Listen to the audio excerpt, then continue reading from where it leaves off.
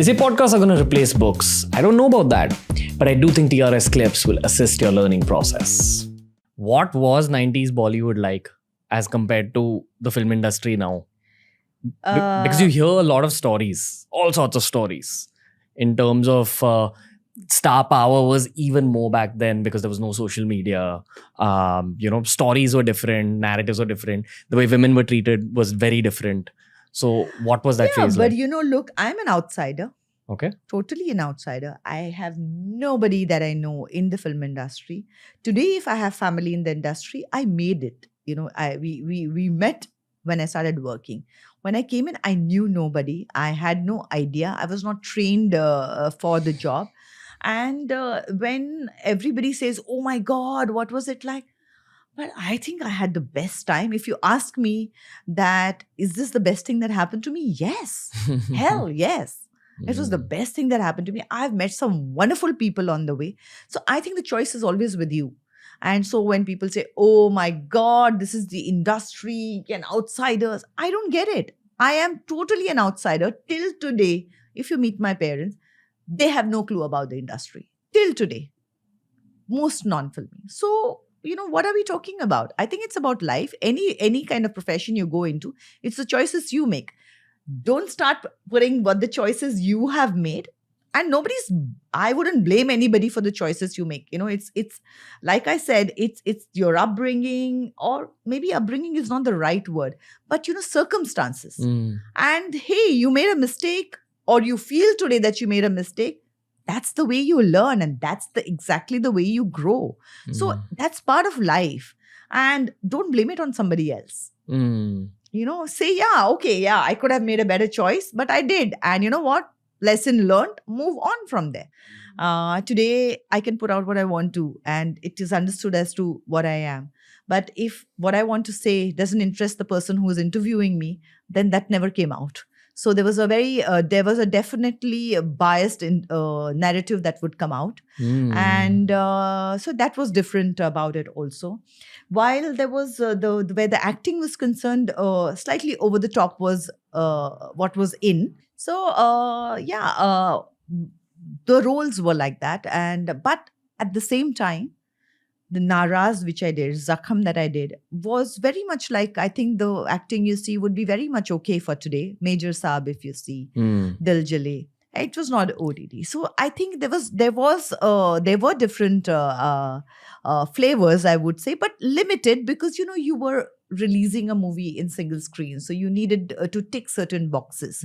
I think with the coming of multiplexes, it started getting better. And now with the OTT platforms and, just it's just like a boom, and things have just kind of it's just like completely different, and it's fabulous. But that was the difference.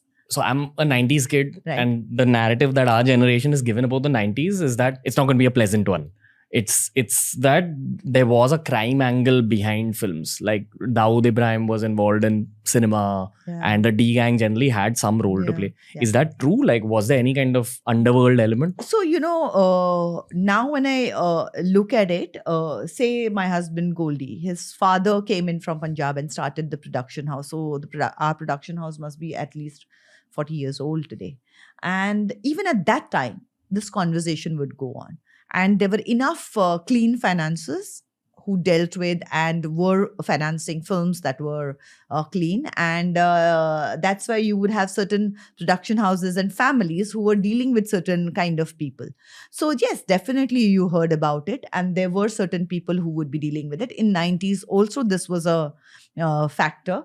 And I would say that not just in film industry, there would be these factors in most of the other professions that you would see it in also. There was, till you don't have but it was not like a formal industry status. So definitely there was a lot of unregulated finance coming in. So which would mean that there would be a lot of different kind of, you will understand that more. So you can't regulate where the finance is coming from, and banks are not going to give it to you. So that limit was there. And so I wouldn't say that, I wouldn't blame somebody for that. Where I was concerned, there were times when the moment you would know that, oh, this looks a bit dodgy, I've tried and stayed away. I mean, at that time, now when you look back, the lot of times the excuse I would give is, oh, I'm shooting for a movie in the South, so I can't make it. For like a Was one of party the- or something. Yeah. So you will see that I Okay. never really kind of went for that. So How could you tell that it's seeming dodgy? Like from the vibe? yeah, Okay. you could make out because and I don't know. That's the way that I looked at it. Mm. Also, if you I mean, once I started dating Goldie, I mean, if I say this, you will ask more questions, and which I will not answer. But I think where the old film production houses were there, they knew which were dodgy and which were not. Okay. Fair. It was something that you grew up with. As families, they knew it. Like his mother would know it. Her father was in movies too. So you just knew. Like you would know if your family is they're your family of doctors, you know the reputation of, okay, this doctor is a dodgy one or this one is a very good one or not. In the same way, because you're in that profession for generations, you know it. So I think that kind of, fell into place. So yeah, there was a lot of that at that point also. I mean, there have been times when if I'm supposed to do a role, it's just been given away to somebody else because somebody has made a call and they said that, what can we do? We needed to do it. And this would be possibly people who are associated with darker elements. No, you can't. I mean, there were times when everybody is not necessarily associated with them, but there are times when you don't have a choice. Okay. And so there have been times when it has been like, oh, I'm ready to go for this shoot and I didn't know I'm not in this movie anymore. Heartbreak, oh my God, etc., etc. There have been times when a co-star or a director whom I'm working with has called up and said, I'm really sorry, but I have this pressure and I can do nothing about it. And I understand that also. So it was not like it was, oh my God, we are going to do this. But sometimes, even if they didn't want to do it, there was no choice.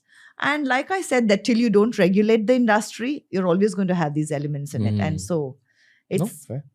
They've taken very long to give us the industry status. And I think there has always been some sort of a stepmotherly treatment where our industry is concerned. We had someone called D. Shivanandan on the show. He's one of the most legendary IPS officers in India. So he said that the 90s generally all over India, especially in Mumbai, needed a kind of cleanup. Yeah. So the police force actually got more organized. And that's why from around 2000 onwards, you saw a lot lesser crime. Yeah. And But that's very interesting that he said that, because if you look at it, 90s, definitely that cleanup, as you said. And that's why you had all those films that Ram Gopal Verma made, or, what was that, Shootout at Wadala, and all of those movies came out after that, which kind of spoke about that time period. And now when you look at it, where you saw the amazing police officers who were part of that, and now you have stories coming out about them. So who is good and who is bad, you can never really say, because as time goes, and I see from the books that you're a lover of history, and you will see that as time passes and when you look into history, suddenly what at that period you thought were the villains or the heroes might just not be the villains and the heroes. So I just feel that, especially when you like history, and it becomes very clear that there are no villains and there are no heroes. It's just circumstances. Thanks for watching. Make sure you check out the entire episode and also check out this playlist that we've curated just for you.